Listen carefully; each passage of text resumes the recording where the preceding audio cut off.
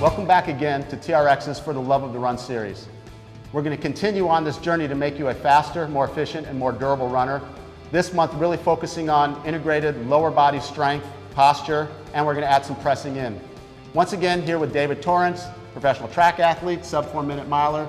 Dave, can you talk a little bit about the need for lower body strength and why a runner would use upper body exercise to help with running? Yeah, so a lot of runners tend to be very quad dominant. And by utilizing these exercises to activate the posterior chain, you're going to see a runner being better able to be more powerful and more efficient. And then as for the upper body stuff, being able to work on your torso and chest, even though it's not leg centric, it's still going to make you a more balanced and strong runner. So that's what we're going to get into. We're going to do some foundational movements around lower body, really activating the posterior chain on the squat and using that press to keep the core nice and tight so you don't collapse toward the end of a run. All right, this first move or this first exercise is one of my favorite mobility strengthening exercises. Dave, we're going to do a squat, but we're going to do it from the bottom up. So I want you to grab both handles, stand facing the anchor point, walk yourself back, elbows about 90 degrees, get yourself in a nice, just tall standing position here. Good. Hide those ribs. Good. Now let yourself go back like you can do a nice easy row. And now just get to the floor any way that feels comfortable or uncomfortable. So typically when people go into this movement here, you're going to see a little bit too much flexion in the spine and not enough dorsiflexion at the ankle. Your posture is actually a little bit too good. I want you to get ugly for a second. Yeah, there we go. That's what I'm used to seeing. So the first cue we're going to do is just have you come to a nice open chest and tall spine. Tall, tall, nice, nice. And that actually got you to rock forward into those ankles a little bit. I want you to pull yourself forward into those ankles a little bit more. And if you need to walk forward a little bit, that's fine. We want you to find a nice posture here at the bottom. Good. Now I want you to get into a position where you feel like if I were to come by and cut the strap, you might not fall backwards. Not bad there. Give me a broader chest. Nice. So that's a nice bottom of a squat position. So now I want you to take your hands from that bicep curl position and turn it into a tricep press as you stand yourself up. Push it up. Good. Full extension at the top. Lock those arms out. Good. Nice strong active plank here. Lean back. Squat down. Tall spine. Rock yourself forward. Own this bottom position for a second. Nice tall chest. And now, good. This tension in the straps is helping unload his body for a nice looking squat, and it also gives him some reflexive core stability. Come up into the tricep press.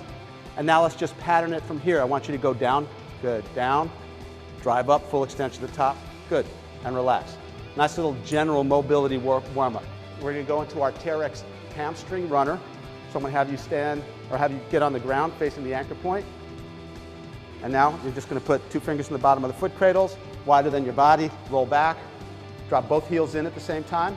Excellent. And now straighten out those legs. Good. Head back. And a quick check, back of your head in the middle of your shoulder blades, your spine's on the floor, tailbone's on the floor. Pull your toes to your nose, drive your heels away from you as far as you can. Now lift those hips up. Good. Now I want you to level that belt line. Good. Don't arch that back too much. Good. Now I want you to feel like you're driving that right leg away from you and pull that left leg in. Don't let there be any sawing. Good. Extend back out. Now drive the left leg away from you. Good. Out. Come back down. Good. So the key here is to not get things going really fast. Is to make sure we're locking in the core and getting good hip mobility. Bring those feet out. Let's go to a chest press.